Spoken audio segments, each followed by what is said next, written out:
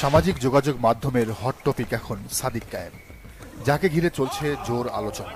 প্রসঙ্গ ঢাকা ৮।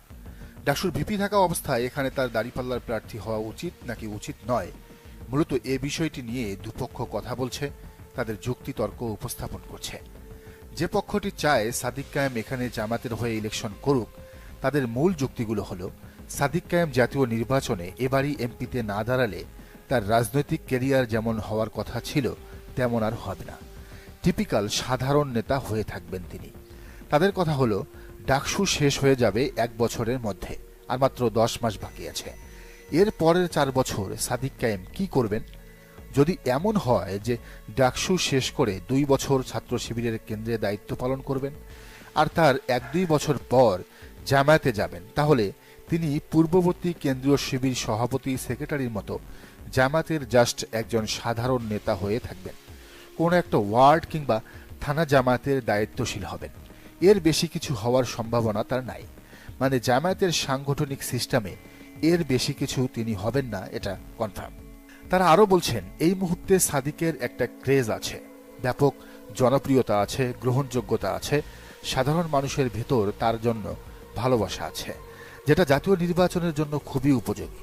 এখন এই সময়টায় তাকে কাজে লাগাতে না পারলে জৌলুসপূর্ণ যে রাজনৈতিক ক্যারিয়ারের স্বপ্ন সাদিককে নিয়ে দেখা হচ্ছে, সেটার বাস্তবায়ন আর হবে না। সাদিকের ক্রেজ সামনের নির্বাচন পর্যন্ত থাকবে না। সাদিক কায়েমের সহযোদ্ধারা মানে বন্ধুরা যারা কাঁধে কাঁধ মিলিয়ে তার সাথে জুলাইয়ে হাসিনা বিরোধী লড়াই করেছে, তাদের কেউ কেউ উপদেষ্টা হয়েছে, মন্ত্রী হয়েছে, কেউ জাতীয় নেতা হয়েছে, সামনে কেউ কেউ এমপিও হবেন। আর সাদিক কায়েম কি হবেন? সে তখনও একটা বিশ্ববিদ্যালয় ক্যাম্পাসের ছাত্র নেতা হয়ে থেকে যাবেন। দেখুন, জুলাই গণ অভ্যুত্থানের মাধ্যমে যে নির্বাচন আসছে, এই নির্বাচন আগের নির্বাচনগুলোর চেয়ে ভিন্ন। এই বিপ্লব তরুণরা করেছে, যুবকরা করেছে। তাই তরুণদের, যুবকদের স্বপ্ন হলো রাজনীতির পুরনো স্টাইল তারা বদলে দিতে চায়, সাথে রাষ্ট্র সংস্কার এবং নতুন রাজনীতি চায়। আর সেই স্বপ্ন বাস্তবায়নের জন্য এইবারের সংসদেই সর্বোচ্চ সংখ্যক তরুণকে সংসদে যেতে হবে, অন্তত মাঠে লড়তে হবে। সংসদে যেতে পারুক বা না পারুক, নতুন অন্তত 100 জন জাতীয় নেতা তৈরি হতে হবে এই তরুণদের মধ্য থেকেই। আর এজন্যই জামাতের উচিত সাদিক কায়েম সহ 4 বিশ্ববিদ্যালয়ের 3 ভিপি এবং 1 জন জিএসকে নমিনেশন দেয়া।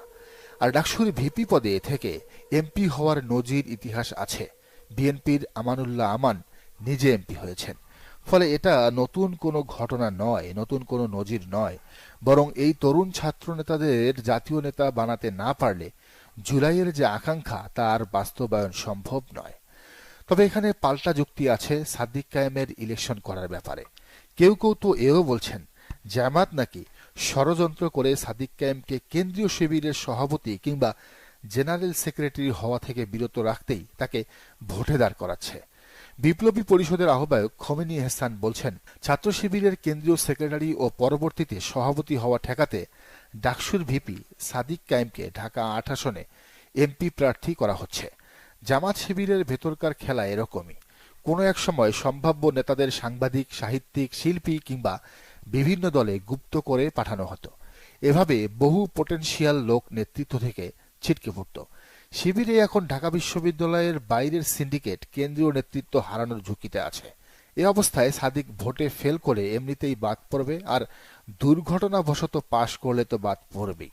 যদিও খোমেনি এহসানের এমন ষড়যন্ত্র তত্ত্ব নতুন নয়, তিনি এর আগেও এমন উদ্ভট কথাবার্তা বহুবার বলেছেন। তবে এখানে সাদিক কায়েমকে প্রার্থী না করার ব্যাপারে মূল আপত্তি হল শরীফ ওসমান হাদী।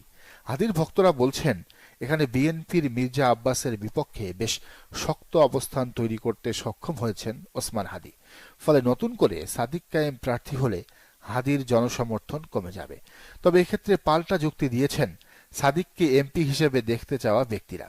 তারা বলছেন ঢাকায় জামাত দীর্ঘ বছর ধরে যে 2-3টা আসনে তাদের ভোট ব্যাংক তৈরি করেছে, এর মধ্যে একটি হলো ঢাকা ৮।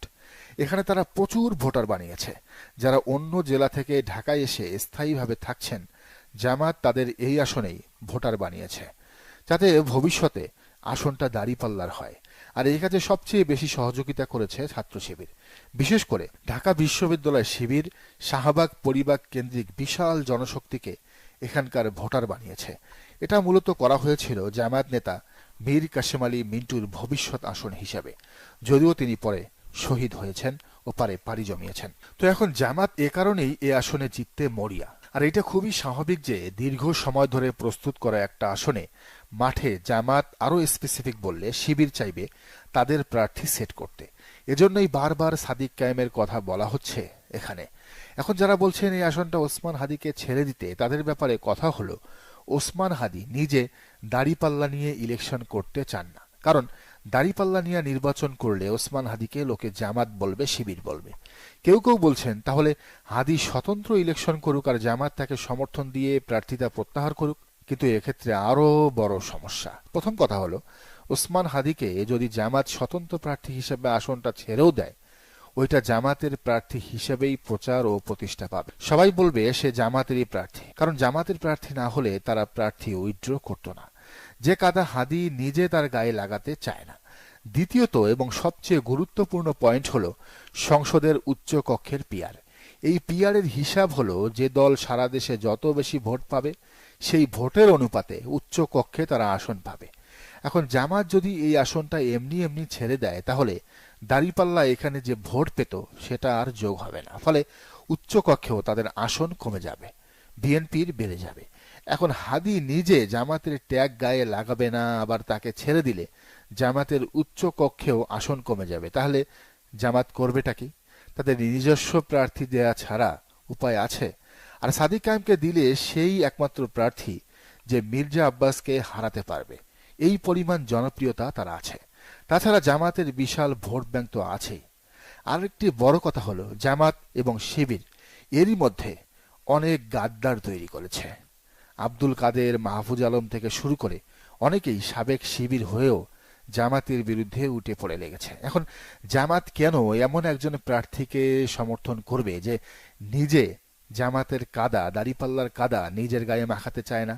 পরবর্তীতে সে এমপি হলেও জামাতের পক্ষে যে কাজ করবে তার গ্যারান্টিটা কি?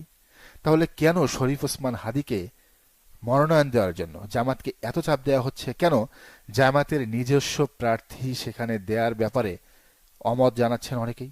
দর্শক, আপনার কি মনে হয় এখানে কি সাদিক কায়েমকে প্রার্থী করা উচিত নাকি ওসমান হাদিকে আসনটি ছেড়ে দেওয়া উচিত? জানান মন্তব্যের ঘরে। আর এই চ্যানেলে নতুন হলে অবশ্যই সাবস্ক্রাইব করে বেল আইকনটি বাজিয়ে রাখুন।